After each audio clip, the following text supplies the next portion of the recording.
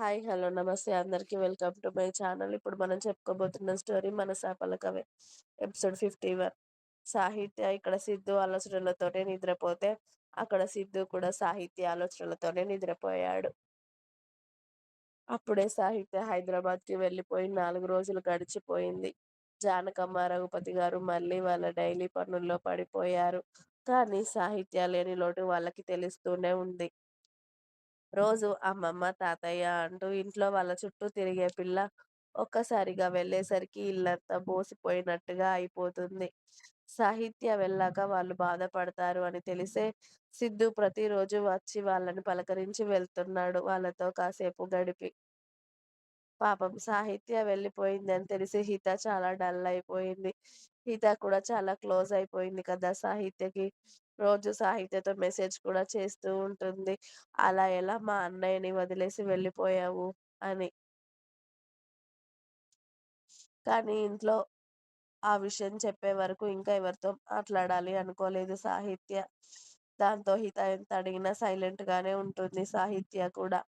ఇక ఇటు సాహిత్యకి కాలేజ్ లేదు, ఫ్రెండ్స్ లేరు, బయటికి వెళ్ళే పొజిషన్ కానే కాదు. ఆ మనిషి కూడా సాహిత్య నెంబర్‌కి రోజు ట్రై చేస్తూ ఉంటాడు. కానీ అసలు సాహిత్య ఫోన్ లిఫ్ట్ చేయదు. మెసేజ్ కూడా చేయదు. అలా నెల రోజుల్లో సాహిత్య, మనీష్ పెళ్లి పెట్టేసుకుంటారు. రాణి గారు ఆ విషయం కాల్ చేసి వాళ్ళ అమ్మా నాన్నకి చెప్తే, చేసే పెళ్ మీరు చేసే పెళ్ళికి అసలు నేను రానే రాను. ఇంకా నువ్వు నెల రోజుల ముందు రమ్మంటున్నావు. నాకొచ్చే ఉద్దేశ్యం కూడా లేదు. వస్తే పెళ్లి రోజు వస్తా, లేకపోతే లేదు అని కూతురు మొహం మీదే చెప్పేశారు జానకమ్మ గారు. నా మనవరాలు జీవితాన్ని నాశనం చేస్తున్నావు. అంత బుట్టబొమ్మను తీసుకెళ్ళి అలాంటి వాళ్ళ ఫ్యామిలీలో పెడుతున్నావు అని కూతుర్నే 4 తిట్టి ఫోన్ కట్ చేశారు. ఏంటో పాతకాలపు మనుషులు అన్నీ వాళ్ళనుకున్నట్టుగా జరగాలంటే జరుగుతాయా? ఇప్పుడు కాలంలో పెళ్ళిళ్ళన్నీ అలాగే జరుగుతున్నాయి. ఏ అవసరం లేనిది ఎవరేం చేస్తున్నారు అని రాణిగారు లైట్ తీసుకొని ఇక సంతోషంగా కూతురు పెళ్లి పనులు మొదలుపెట్టాలి అనుకుంటారు. అప్పటికే సాహిత్యకి గుండెల్లో దడ మొదలైంది. ఎలా ఈ పెళ్లి ఆపాలి? ఎలా అని మనీష్ వాళ్ళ తల్లిదండ్రులు, సాహిత్య తల్లిదండ్రులు వెళ్లి పెళ్లి పెట్టుకొని వచ్చేశారు. ఇక ఓ రోజు రాత్రి కూతుర్ని పిలిచారు సారథి గారు. భోజనాలయ్యాక సాహిత్య వాళ్ళ డ్యాడీ దగ్గరకు వచ్చి కూర్చోగానే, తల్లి ఇంకో నెల రోజుల్లో నీ పెళ్లి. రేపటి నుండే షాపింగ్ మొదలు పెడదామని అంటున్నారు మీ అత్తగారు. అలాగే మనీష్ కూడా నీతో మాట్లాడాలంటున్నాడు. నువ్వు ఫోన్ చేస్తే లిఫ్ట్ చేయలేదంట కదా అన్నారు సారథి గారు. దొంగ సచ్చినోడు డ్యాడీ వరకు వెళ్ళాడా? నేను ఫోన్ లిఫ్ట్ చేయలేదనంటే, పడుకున్నాను డ్యాడీ. పైగా నాకు భయం కదా! ఇంతకుముందు అలా ఎవరితో మాట్లాడలేదు కదా! అందుకే లిఫ్ట్ చేయలేదు అని చెప్పేసింది సాహిత్య. ఇక అది కూడా కరెక్టే కదా! ఇప్పటివరకు కూతుర్ని ఏ మగాడితో అయినా మాట్లాడనిస్తే కదా! అన్నలు, తండ్రి.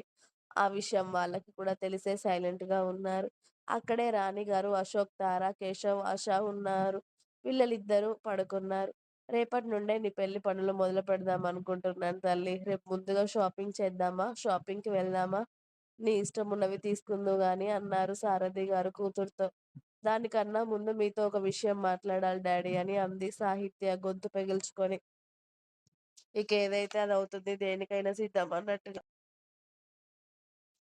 అప్పటికి ఇక్కడ తార, ఆశ గుండెలు దడదడలాడుతున్నాయి. సాహిత్య ఎక్కడ సిద్ధు విషయం చెప్తుందేమో మావగారికి అని. ఇప్పుడు సాహిత్య ఆ విషయం చెప్తే ఇల్లంతా ఎంత గందరగోళం అవుతుందో, ఇల్లు ఎంత రణరంగం అవుతుందో వాళ్ళకి తెలియంది కాదు కదా!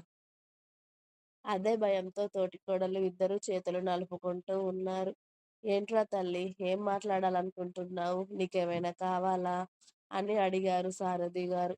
అప్పటికి ఒకసారి తలెత్తి అందర్నీ చూసింది సాహిత్య. వాళ్ళ వదినల వైపు చూసేసరికి వద్దు అన్నట్టుగా ఆశా, తార ఇద్దరు కళ్ళతోనే సైగ చేస్తున్నారు.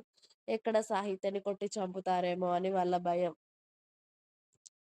సాహిత్య వాళ్ళ వదినల సైగలు పట్టించుకోకుండా, అది నాన్న అని చిన్నగా తను చెప్పాలనుకున్నది చెప్పడానికి తటపటాయిస్తూ ఉంటే, ఏంట్రా తల్లి, నువ్వేం చెప్పాలనుకుంటున్నావో భయపడకుండా చెప్పు అన్నారు సారథి గారు.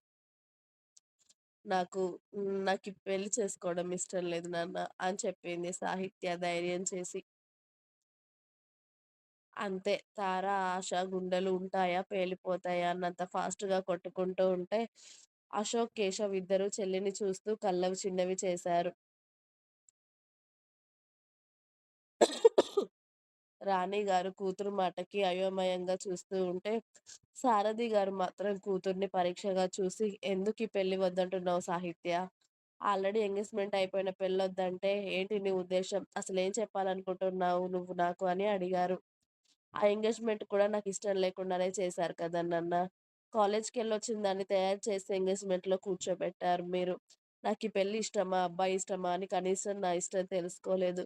నన్నడగలేదు. నాకు ఆ అబ్బాయి ఇష్టం లేదు. ఈ పెళ్లి ఇష్టం లేదు. నేను ఈ పెళ్లి చేసుకోలేను నాన్న. ప్లీజ్ ఈ పనులన్నీ ఇక్కడితో ఆపేయండి అని చెప్పింది సాహిత్య. నాన్న మాటకు ఎదురు తిరగడం ఎప్పటి నుండి నేర్చుకున్నావు సాహిత్య? అని అరిచారు రాణిగారు గట్టిగా. దాంతో భయంగా సాహిత్య వాళ్ళ అమ్మ వైపు చూడగానే, "రాణి నువ్వు కాస్త ఆగు. నేను మాట్లాడుతున్నాను కదా!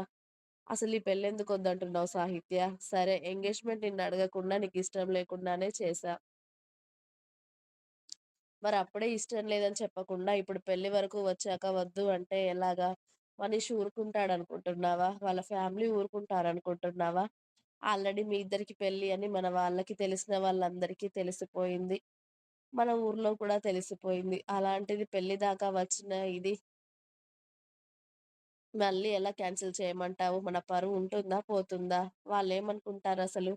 మనిషి వాళ్ళ ఫ్యామిలీ వాళ్ళు ఊరుకుంటారనుకుంటున్నావా? నువ్వు పెళ్లి వద్దు అనగానే అని సీరియస్ అయ్యారు సారథి గారు కూతురు మీద. మీ పరువు గురించి ఆలోచిస్తున్నారు గానీ, కూతురు ఇష్టాల గురించి ఆలోచించడం లేదా నాన్న మీరు? అని అంది సాహిత్య కళ్ళల్లో నీళ్లతో. ఇష్టాలనేవి రోజుకో రకంగా మారిపోతాయి సాహిత్య.